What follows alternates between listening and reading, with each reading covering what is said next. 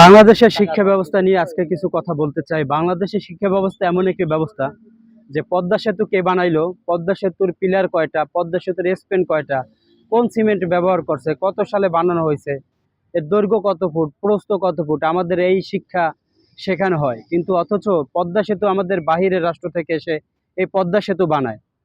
দেখেন আপনি রূপপুর পারমাণবিক বিদ্যুৎ কেন্দ্র চুল্লি কত ফুট উঁচু, এটা আমাদের শেখানো হচ্ছে।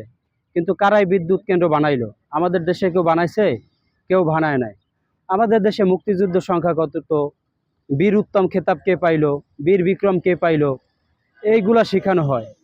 কিন্তু কারিকুলামে আমাদের কোনো শিক্ষা নাই, কোনো শিক্ষা আমাদের কারিকুলামে দেওয়া হয় না। আপনি দেখেন অন্য অন্য জায়গায় আপনার কারিকুলামের শিক্ষা সবচেয়ে বেশি। হ্যাঁ, কারিকুলামে পড়াশোনা করা হয়। তারা এসে আমাদের পারমাণবিক বিদ্যুৎ কেন্দ্র, পদ্মা, বিভিন্ন জায়গায় এই যে মেট্রো রেল, তারা এসে নির্মাণ করে, কিন্তু আমরা এগুলো করতে পারি না। যারাও একটু বুয়েট কুয়েট চুয়েটে যারা পড়াশোনা করে ওনারা বের হয়ে যায়, হ্যাঁ, তারা এই রকমের কিন্তু তারা করতে পারে না। আর যারা একটু মেধাবী, ভালো পড়াশোনা করে বুয়েট চুয়েট থেকে, তারা কিন্তু এদেশে থাকে না। বাহির রাষ্ট্র জানে যে তাদের দরকার আছে, তারা কিন্তু তাদেরকে ফ্রি স্কলারশিপ দিয়ে তাদের কিন্তু এই দেশ থেকে নিয়ে যায়, যে আপনাদের পড়াশোনা ফ্রি, আপনারা আসবেন, আপনাদের পড়াশোনা, সেচন চাষ, ফি সব ফ্রি দেওয়া হবে। এভাবে কিন্তু আমাদের মেধা তারা আবার কিনে নিয়ে যাচ্ছে। কিন্তু বাংলাদেশে কিন্তু তাদেরকে ধরে রাখা হচ্ছে না।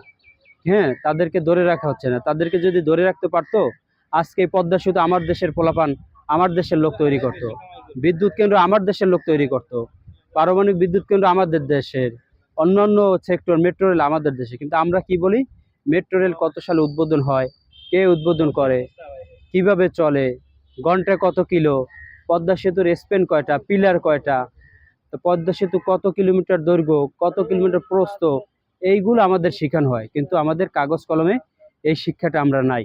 এই শিক্ষাটা যেদিন আমরা পাবো, এই দেশ আরও বেশি উন্নত হবে। আমাদের কাগজ কলমের শিক্ষার থেকে আমাদের প্র্যাকটিক্যাল শিক্ষাটা অনেক বেশি জরুরি। যারা এই যে মেকানিক্যাল ইঞ্জিনিয়ার পড়ছে, আজ পর্যন্ত তারা দেখেও না যে ইঞ্জিনটা খুলে। যারা রেফ্রিজারেটর, এসি, এয়ার কন্ডিশন এই সম্পর্কে ট্রেনিং দিছে বা পড়াশোনা করছে, তারা এটা খুলেও দেখছে না যে কোনটা গ্যাসকেট, কোনটা গ্যাস, কোনটা ডিপ, কোনটা, এটা কিছুই না।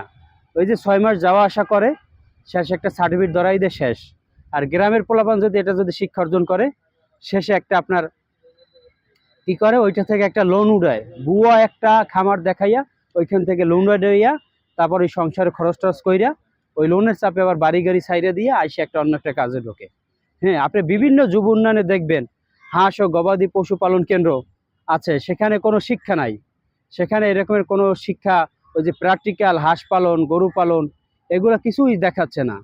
ওই পড়াশোনা করাচ্ছে যে হাম হইলে, গরুর ফুলা রোগ হইলে, খুরা রোগ হইলে কী হইবেই, কিন্তু গরুরে কিভাবে সেবা যত্ন করতে হবে, গরু কিভাবে পালতে হইব, যুব উন্নয়নে এই কোনো শিক্ষা নেই। আপনি দেখেন AC, air condition, fridge, refrigerator একটা কোর্স আছে, ওরা আজ পর্যন্ত এসি, এয়ার কন্ডিশন, ফ্রিজ এগুলো খুললেও দেখে না যে কোনটা কি, কোনটা গ্যাসকেট, কোনটা গ্যাস, কোনটা ইয়া, এগুলো কিছুই জানে না। ওই যায় আসে, পড়াশোনা করে, একটা সার্টিফিকেট দেয়। আমাদের প্র্যাকটিক্যাল শিক্ষাটা অর্জন করতে হবে। প্র্যাকটিক্যাল শিক্ষা না অর্জন করতে পারলে সে একটা ফ্রিজ বানাইতে পারবো? এই যে চায়নাতে ঘরে ঘরে মোবাইল তৈরি হচ্ছে, আমার দেশের মোবাইল, মোবাইল কে আবিষ্কার করলো, ফেসবুক কে আবিষ্কার করলো, ফেসবুক কত সালে আবিষ্কার করলো, এইগুলা নিয়ে আমরা পড়ে থাকি। আমাদের এই প্র্যাকটিক্যাল শিক্ষাটা যতক্ষণে না আসবে, ততক্ষণে আমাদের দেশ উন্নত হবে না।